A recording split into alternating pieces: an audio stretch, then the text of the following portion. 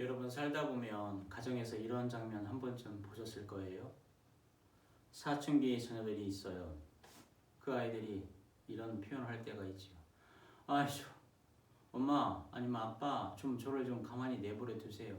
내가 알아서 할게요. 이렇게 말하고 방문을 쾅 닫고 들어가 버리죠. 부모 마음이 어떻습니까? 그래, 네 마음대로 해라. 정말 그렇게 끝나나요? 아니죠. 잠시 기다리기도 하고 문 밖에서, 문 앞에서 조용히 서서 서성거리기도 하고 왔다 갔다 하기도 하죠. 그리고는 다시 문을 두드리기도 합니다. 얘야, 나하고 얘기 좀 하자. 왜 그래요? 사랑하기 때문이죠. 아이가 아직 다 보지 못한 길을 부모는 보기 때문입니다. 아이가 순간의 감정으로 선택할 때 부모님들은 그 선택의 결과까지 염려하기 때문이죠. 왜요? 그런 걸 경험해 왔기 때문에. 바로 이런 것이 아닐까 싶습니다. 하나님께서도 우리 인생의 닫힌 문 앞에서 조용히, 그러나 포기하지 않으시고 계속 두드리고 계시죠. 계시록 3장 20절이 떠오르게 됩니다. 주님이 문 밖에서 계속 두들겨요. 문을 열어달라고 하세요. 문을 열어주면 그 안에 들어가서 먹고 마시고 얘기하고 함께 동행하고 있을 텐데 문을 열어달라고 그렇게 계속해서 간구하는 장면을 우리는 요한계시록에서 발견하게 되죠. 우리는 때때로 말하기도 합니다. 하나님, 좀 제발 좀 가만히 좀 저를 좀 두세요. 제가 알아서 할게요. 저도 이제 다 큰 어른이에요. 그러나 하나님은 우리를 내버려 두시지 않으세요. 왜냐하면 우리를 통제하려고 하는 것이 아닙니다. 하나님은 우리를 살리려고 우리를 가만히 내버려 두시지 않지요. 오늘 호세아 선지자는 우리에게 말하고 있지 않습니까? 오라, 우리가 여호와께로 돌아가자. 여호와께서 우리를 찢으셨으나 도로 낫게 하실 것이요 우리를 찢으셨으나 싸매어 주실 것입니다. 여기서 놀라운 역설이 일어나지요. 찢으신 분이 싸매신다. 치신 분이 고치신다. 하나님의 개입은 파괴가 목적이 아니라고 하는 거예요. 바로 회복이 목적이시죠. 오늘의 말씀과 연관돼서 우리는 또한 창세기를 읽어보게 됩니다. 태초의 그 창조 때 원래는 좋았어요. 하나님이 지으신 그 모든 것을 보시니 보시기에 심히 좋았더라. 창세기 1장 31절의 말씀이죠. 하나님의 첫 설계는 망가짐이 아니었어요. 원래 우리 인간은 찢긴 존재가 아니었습니다. 나는 두려운 존재가 아니었어요. 우리는 비리는 존재도 아니었죠. 본래 우리는 하나님과 연결되어 있어요. 질서 안에 있었어요. 생명 안에 있었어요. 그래서 하나님의 기본값은 심히 좋았더라였죠. 하나님은 우리를 고장난 인생으로 만들지 않으셨어요. 빛이 있고 질서가 있고 관계가 있고 평화가 있던 그 에덴 동산, 그것엔 수치도 없었죠. 숨음도 없었어요. 눈물도 없었다고 성경은 기록해 놓고 있죠. 그러나 인간은 방향을 잃고 말았네요. 하나님 없이도 살 수 있다고 믿었기 때문이니까요. 그 결과 어떻게 됐어요? 하나님과 우리의 관계가 찢어졌죠. 우리 안에 여러 사람들의 그 공동체가 찢어졌어요. 그것으로 인해서 우리가 어디서 왔고 누구하고 연결되어 있는지 그 정체성도 찢어져 버렸어요. 우리의 영혼이 찢어진 거죠. 호세아의 시대 이스라엘도 마찬가지였습니다. 종교는 있었지만 심정은 떠났고 제사는 있었지만 사랑은 없었고 그래서 하나님이 개입하신 것이죠. 하나님의 찢으심은 복수가 아니었어요. 마비된 영혼을 깨우는 외과적 절개와 같은 것이었죠. 암세포를 제거하는 수술칼처럼 하나님의 개입은 아프지만 살리기 위한 것이었음을 기억하는 우리가 되길 원합니다. 혹시 우리들 가운데에서 지금 삶이 찢어진 것 같습니까? 관계가 찢어진 것 같나요? 비전이 헝클어졌습니까? 신앙이 무너지고 있습니까? 우리의 내면이 갈피를 못 잡고 우왕좌왕하고 있나요? 그렇다면 기억하면 좋을 것 같습니다. 그러한 찢겨짐이 끝이 아닐 수 있다고 하는 거예요. 하나님이 여러분을 버리신 것이 아니라 여러분을 새롭게 다시 살리기 위해서 만지고 계시는 그러한 순간임을 그렇게 기억하는 우리가 되길 원합니다. 그래서 호세아는 단순히 심판을 선포하지 않죠. 그는 외치죠. 어떻게 처음에 시작을 하나요? 돌아가자. 돌아가자. 이것이 개입의 핵심이죠. 하나님은 왜 개입하시는가? 우리를 다시금 본래의 자리로 돌이키시기 위해서 개입하고 계십니다. 그래서 호세아 선지자는 외치고 있죠. 당대 이스라엘 백성들에게 외치고 있습니다. 돌아가자. 여호와께로 돌아가자. 하나님의 개입은 통제가 아니에요. 재정렬이에요. 마치 부러진 뼈를 맞추듯 탈선한 열차를 선로 위에 올리듯이 잃어버린 아들을 집으로 부르듯이 그렇게 다시금 재정렬하고 있는 것이죠. 오늘 말씀과 연결돼서 우리는 누가복음 15장을 또한 연결해서 읽게도 됩니다. 예수 그리스도는 호세아의 그 당대의 메시지를 가장 선명하게 또한 누가복음에서 보여주고 계시죠. 탕자의 얘기입니다. 둘째 아들이 집을 떠났어요. 자유를 원했지만 결국 무너졌지요. 재산을 잃고 존엄도 잃고 자기 자신을 잃어버렸던 거죠. 우리가 일생을 살아나가면서 혹시 이런 경우가 없었던가요? 어머니를 만나고 싶은데, 아버지한테 전화를 하고 싶은데, 형에게 아니면 누나나 언니에게 전화하고 싶은데, 드라마 대사처럼 성공하기 전에는 나 집에 안 가 라고 하는 것으로 인해서 뭔가 새롭게 변할 수 있는데, 재정렬할 수 있는데 그것을 놓치고 있는 것은 아닐까요? 그런데 오늘 성경은 이렇게 얘기합니다. 그 둘째 아들 탕자가 이렇게 기록해 놓고 있어요. 이에 스스로 돌이켰대요. 방향을 바꾼 거예요. 집 나가기 전에 나 성공하기 전에는 나 안 들어온다라고 했던 그거 성공도 못했는데 집에 간다고 실패라고 생각했던 건데 패배라고 생각했던 것인데 그럼에도 불구하고 용기를 내서 이에 스스로 돌이켰던 그 탕자의 그 고백이 우리의 고백이 되길 원합니다. 그랬더니 어떤 일이 벌어졌어요? 아버지는 정죄하기보다는 달려나갔어요. 아버지는 심판하기보다는 껴안았어요. 아버지는 비난하기보다는 회복시키는 그것이 기록되어 있지 않습니까? 아들이 준비한 것은 어떤 거였어요? 고백이었어요. 잘못했습니다. 돌아가고 싶습니다. 스스로 돌이켜왔습니다. 그걸 준비해왔죠. 죄의 고백이었어요. 아버지가 준비한 것은 어떤 것이었습니까? 아들의 회복이었죠. 내가 아들을 잃었다가 다시 얻었다. 내가 딸을 잃었다가 다시 얻었다. 나의 손녀를 잃었다가 다시 얻었다. 생명을 귀하게 여기지 않는 요즘 시대, 생명을 얻었던 이 부모의 마음을 다시 한번 갖길 원합니다. 이 부모의 마음처럼 자녀의 마음으로 다시금 돌이켜 나아갔던 이 탕자의 마음을 다시금 갖길 원합니다. 그래서 하나님은 여러분을 벌 주시기 위해서 개입하시는 것이 아닙니다. 우리를 다시 자녀로 세우기 위해서 개입하셨다고 하는 걸 기억하는 우리가 되길 원합니다. 우리는 오늘 신약 성서 중에 또한 사도행전으로 다가갑니다. 사도행전 3장 19절의 말씀인데요. 예수님을 3번 부인했던 사도 베드로가 솔로몬 행각에서 행한 선포였어요. 회개하고 돌이켜 너의 죄 없이 함을 받으라. 이같이 하면 새롭게 되는 날이 주 앞으로부터 이룰 것이다. 이 말씀을 솔로몬 행각에서 선포할 때 사도 베드로의 마음은 어땠을까? 참 묘했을 것 같아요. 도망갔던, 부인했던 사도 베드로. 그러나 그럼에도 불구하고 그 사도 베드로의 기분보다는 우리는 이 구절에서 새롭게 되는 날에 주목해야 할 것입니다. 단순한 용서가 아니죠. 새롭게 시작한다.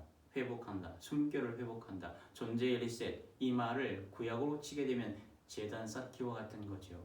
기준이 흐트러졌을 때에 그 기준선, 자신의 그 기준을 다시 한번 하늘로 여호와로 맞췄던 그 구약의 사람들, 예수 그리스도를 맞춰가라고 그렇게 얘기하고 있는 새롭게 되는 날에 주목해야 함을 이 사도 베드로는 솔로몬 행각에서 말하고 있는 겁니다. 그럼에도 불구하고 우리 마음속에 이런 질문이 계속 떠오를 수가 있어요. 새롭게 된다고 하는 것은 과연 무엇일까? 이는 방법이라기보다는 경로를 파악하는 일이 될 겁니다. 구약과 신약과 오늘 시대 속에서 새로움의 구조에 대해서 알아보는 일이죠. 사람들은 계속해서 묻습니다. 도대체 새롭게 된다고 하는 것은 무엇일까? 단순히 기분이 좋아지는 것일까? 도덕적으로 좀 더 나아지는 것일까? 과거를 잊고 새 출발하는 것일까? 아니면 존재 자체가 재구성되는 것일까? 이 새롭게 된다고 하는 말과 연관해서 우리는 로마서 12장 2절을 한번 떠들어보는 것이 좋을 것 같습니다. 이 세대를 본받지 말고 오직 마음을 새롭게 함으로 변화를 받아.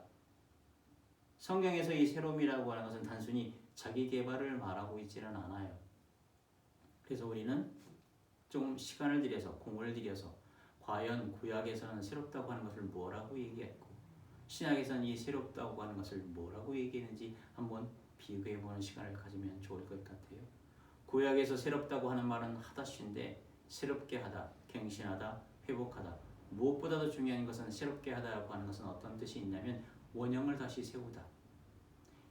잃어버린 본래 질서를 새롭게 한다고 하는 부분이 바로 새롭게 한다, 하다시라고 하는 말에 들어있죠. 그렇다고 하게 되면 그 원형이 무엇일까? 하나님의 형상과 모양을 갖고 있었던 그 원형을 다시 한번 회복하라고 하는 것이 이 구약적 새로움임을 기억하길 원합니다.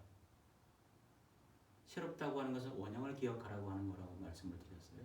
그러면 신약에서 말하고 있는 새롭다고 하는 것은 과연 뭘까? 카이노스라고 하는 뜻인데 질적으로 완전히 바뀌었다는 거예요. 그래서 구약은 회복적 새로움이라고 얘기하게 되면 신약에서는 우리의 삶이 존재론적으로 완전히 변형이 됐다고 하는 걸 말하고 있죠. 성경 구절을 한번 비교해 보게 되면 훨씬 더 쉽게 다가올 것 같아요. 에스겔서 36장 26절에 보게 되면 새 영을 너희 속에 두고 새 마음을 너희에게 주되 너희 육신에서 굳은 마음을 제거하고 부드러운 마음을 줄 것이다. 세상 살다 보게 되면 마음이 부드러운 것이 아니라 계속해서 굳어지는데 그것을 제거한다. 원형을 다시금 새롭게 한다. 아이의 순수한 그러한 살처럼 그런 것을 갖게 된다고 하는 그러한 새로움, 원형을 회복한다고 하는 것이 들어있죠. 하나님께로 돌아간다고 하는 거예요. 하나님께로 돌아간다고 하는 것은 하늘과 땅 그 언약을 회복하는 일이죠. 일상 가운데서 공동체를 정화한다. 깨끗하게 한다. 그렇게 하기 위해서는 우상을 버려야 된다.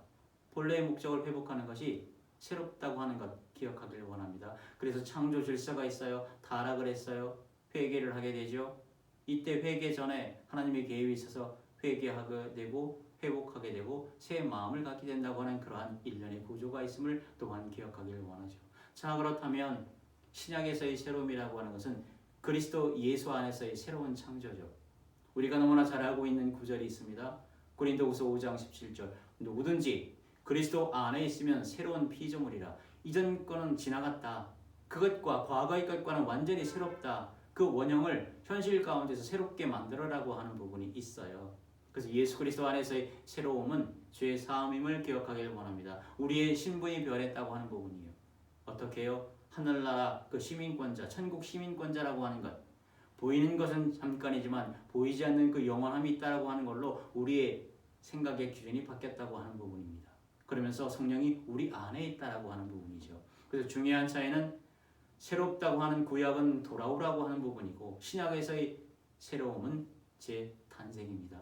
요한복음 3장의 말로 얘기하게 되면 거듭난다고 하는 부분이죠. 거듭난다고 하는 것, 위의 것을 위에서부터 와야 된다고 하는 부분임을 기억하길 원합니다. 그래서 로마서 12장 2절의 새로움, 마음을 새롭게 함으로 변화를 받아 여기서 새롭게 한다고 하는 부분, 우리의 생각이나 감정이나 의지가 완전히 바뀌어졌다.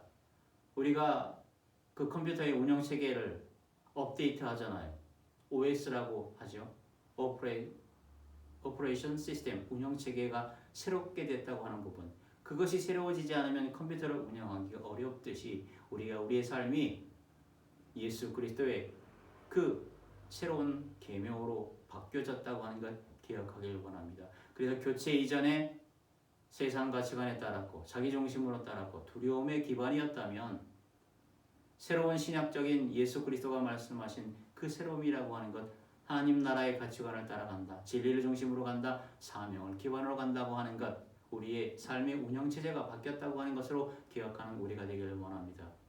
그래서 단순히 소비자였다면 우리가 청지기로, 또한 우리가 피해자였다면 사명자로, 우리가 고립되어 있었다면 공동체의 구성으로, 우리가 불안한 사람이었다면 하나님 나라의 그 시민으로 확 바뀌었다고 하는 그러한 존재도 바뀌고 생각도 바뀌고 삶이 바뀌어갔다고 하는 그러한 삶으로 거듭나는 그러한 새로움이라고 하는 걸 기억하길 원합니다.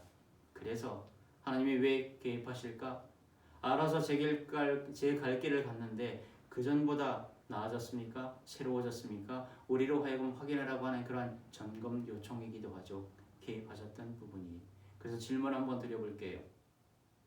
나는 단순히 더 나아진 사람인가? 더 나아지셨어요? 아니면 새롭게 재구성된 존재인가?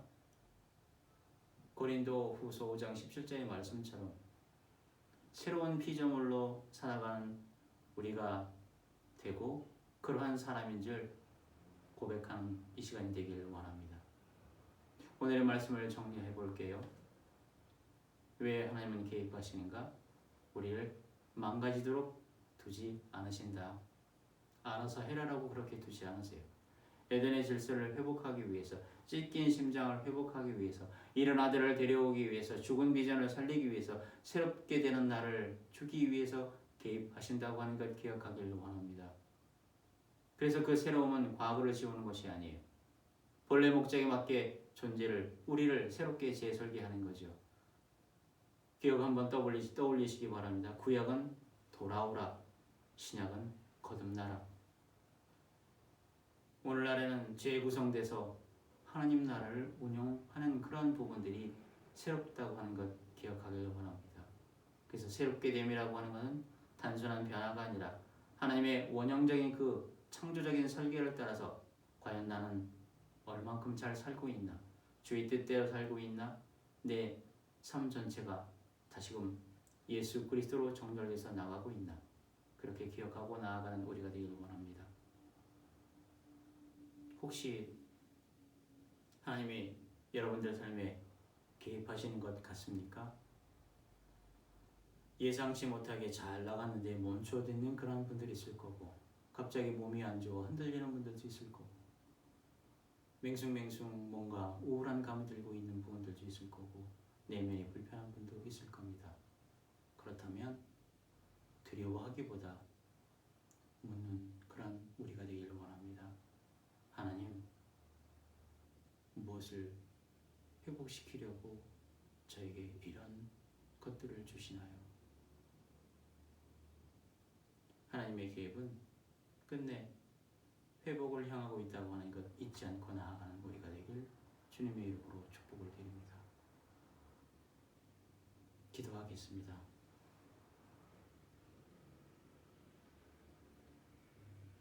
주님, 우리가 젊은 줄기로 아버지 없어도 됩니다. 어머니 없어도 됩니다. 형제자매 없어도 됩니다. 혈혈단신 바깥으로 나가서 성공하고 들어와서 제가 성공했느라고 떵떵거리며 그렇게 호언장담할 날이 올 겁니다라고 얘기했음에도 불구하고 탕자처럼 모든 걸 다 잃고 돈도 잃고 또한 자기 자신도 잃고 평판도 잃고 그럼에도 불구하고 스스로 돌이켜서 집으로 왔을 때에 잃어버렸던 아들을 쳐서 잔치를 벌였던 그 아버지의 심정을 우리로 하여금 기억하게 하시고 이것이 주님의 마음임을 또한 알게 하여 주시옵소서. 돌아가는 것이 패배가 아니고 돌아가는 것이 실패가 아니고 다시금 우리가 인생을 새롭게 살기 위해서 재정렬되는 그러한 시간임을 믿고 주님으로 돌아가는 우리가 되도록 만들어 주시옵소서. 다시금 그 안에서 치유되고 회복되고 때가 되어 다시금 세상으로 나아가 주님께서 말씀하셨던 그 새로운 계명, 우리를 사랑해 주셨듯이 서로 사랑하라고 하는 그 계명, 그것을 표대 삼아 담담하고 당당하게 전진해 나가는 우리가 되도록 은총 내려 주시옵소서. 주님의 개입 성가시게 생각하지 않고 우리를 사랑해 주신다고 하는 것 다시 한번 믿고 그걸 의지하여 나가는 오늘 우리가 되도록 이끌어 주시옵소서. 이 모든 말씀 주 예수 그리스도의 이름으로 기도 올리옵나이다.